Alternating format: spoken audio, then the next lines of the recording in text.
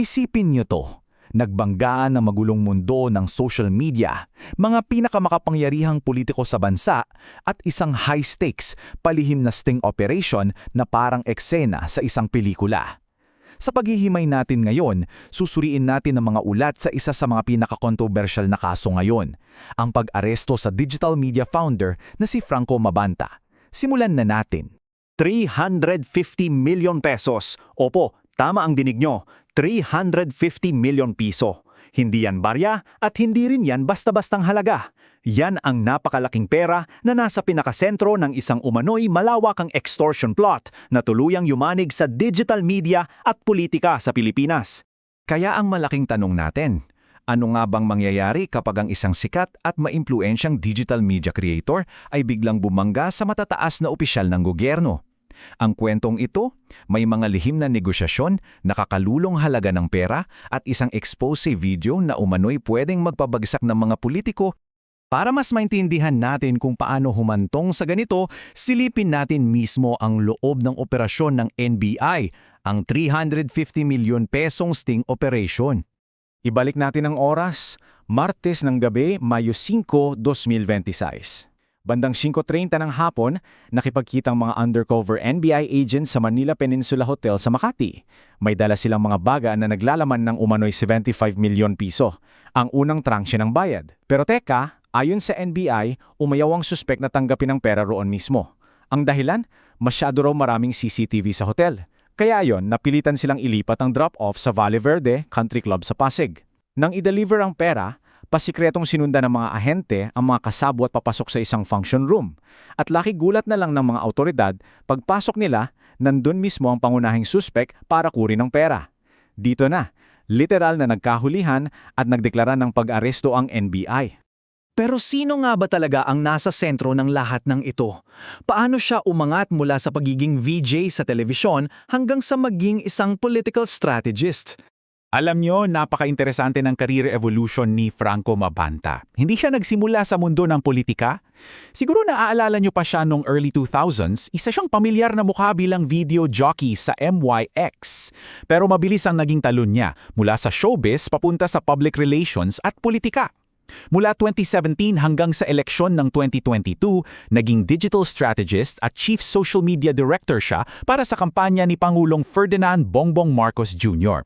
Pagkatapos ng halalan, noong Hulyo 2024, tinayo niya ang sarili niyang platform, ang Peanut Gallery Media Network o PGMN. Ito yung naging tulay sa paglaki ng kanyang impluensya hanggang sa mismong pagka-aresto niya ngayong Mayo 2026.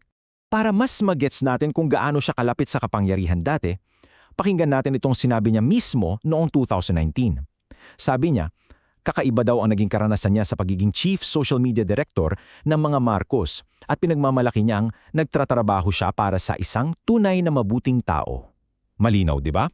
Bago pa man siya magkaroon ng sariling media network, meron na siyang matibay na pwesto sa loob mismo ng political power circles. At yung impluensyang yon, dinala niya sa PGMN. Ang network na ito ay sumikat dahil sa konsepto ng free speech absolutism. Ibig sabihin, pinagsama-sama nila ang lahat ng uri ng political voices, mga conservative, liberal, pati na rin ang mga sumusuporta sa mga Duterte. At dahil kumuha pa sila ng mga kilalang personalities, biglang pumutok ang followers nila. Umaabot agad sa mahigit 665,000 sa Facebook. Mabilis ang pag-angat, pero hindi rin sila nakaiwas sa gulo. Binatikos na rin sila noon sa isyu ng pagpapakalat umano ng disinformation tungkol sa mga bayarin sa kuryente, bago pa man pumutok itong extortion case. Fast forward tayo ngayon, matapos nating makilala si Mabanta, ano ba talaga ang formal na reklamo ng NBI? Ayon sa mga awtoridad, nahaharap si Mabanta kasama ang 4 na iba pa sa seryosong reklamong robbery by extortion. Sa simpleng usapan, pangingikil ito ng pera kapalit ng hindi paggawa ng isang nakakasirang bagay. At dahil ginamit umano ang internet at social media para sa pananakot, pumasok pa ito sa ilalim ng Cybercrime Prevention Act. Mabigat-bigat na kaso to. Himayin natin yung sinasabing extortion timeline ng NBI. Sabi nila, 1 taon na raw nagsimula itong mga demands. Pero biglang naging intense at lumubo yung hinihinging pera sa 350 milyong piso 2 weeks ago lang bagong aresto. Umabot daw sa punto ng take it or leave it na 300 milyon, nahahatiin sa 4 na bigayan. Ang nakakatakot na banta, ilalabas nila ang isang malaking expose video mismong May 5 kung walang perang ibibigay. Sino ba ang kinikikilanan? Walang iba kundi si dating House Speaker Martin Romualdez. Ang ginamit umanong leverage o panakot ay isang explosive na video. Laman daw nito ang mga ebidensya na nag-uugnay kay Romualdez sa isang maanomalyang power deal kasama ang China at issue sa flood control projects.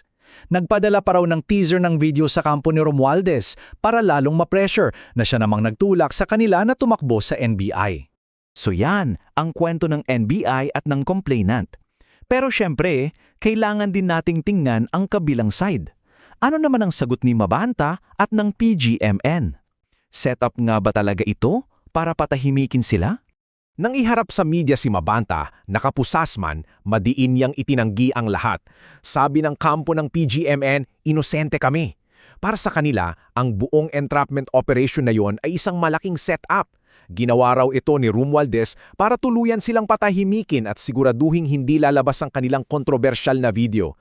Wala raw extortion na nangyari at walang kahit anong banta. Depensa pa nila, ang sinasabing leverage daw ng NBI ay sa totoo lang isang seryosong piece of investigative journalism. 5 buwan daw silang nag-research ng malaliman para mabuo ang isang fully edited na 90-minutong dokumentaryo. Puno raw ito ng hard evidence tungkol sa korupsyon. Kaya iginigiit nilang ang tanging layunin ng sting operation noong May 5 ay hindi para manghuli ng nangungutong kundi para harangin ang mismong araw ng paglabas ng dokumentaryo. Kaya eto tayo ngayon, nakaharap sa dalawang kwentong sobrang magkasalungat. Sa isang panig, sinasabi ng NBI na malinaw na pag-abuso ito. Weaponization ng social media kung saan ginagamit ang platform para mangikil ng pera. Sa kabilang panig, matigas na naninindigan ng PGMN na mga journalist sila na naipit sa isang political setup para pagtakpan ang korupsyon sa mataas na antas. Parehong matibay ang pahayag ng magkabilang panig, kaya panigradong sa korte na ang tuloy ng matinding laban na ito. Dahil nga naging malaking bahagi ng kampanya ni Pangulong Marcos si Mabanta noon, paano naman nagreaktang Malacanang? Well, mabilis silang dumistansya. Sabi ng Palace Press Officer, hindi daw kaibigan ng Pangulo si Mabanta. Ibinato pa nga nila ang issue pabalik na baka daw mas magandang tanungin kung gaano siya kalapit sa kampo ng mga Duterte ngayon. Ipinapakita lang nito kung gaano kabilis magbago ang ihip ng hangin sa politika natin. Sa kabila nitong malaking gulo at pagtalikod ng mga dating kaalyado, nananatiling solid ang suporta ng mga kasamahan ni Mabanta sa PGMN. Giit ni Regal Oliva, isa sa kanilang mga anchors, may mas malaking epekto ito kaysa sa iisang kaso lang. Ayon sa kanya, ang malayang pamamahayag ay hindi lang pribileyo kundi isang constitutional right at dyan daw ay dapat pinoprotektahan lalo na kapag kinukwestiyon mo ang mga taong nasa kapangyarihan. Kaya naman iniiwan namin sa inyo ang malaking katanungan na ito habang inaabangan natin ang mga susunod na mangyayari. Nasaan ba talaga yung manipis na linya? Kailan natin masasabi na ang isang content ay matapang na digital journalism at free speech? At kailan ito nagiging isang mapangalib na sandata para manira at mangikil online? Kayo na ang humusga base sa mga ebidensyang ilalatag pa sa mga darating na araw. Maraming salamat sa pagsama sa paghihimay natin ng mga ulat ngayong araw. Hanggang sa muli!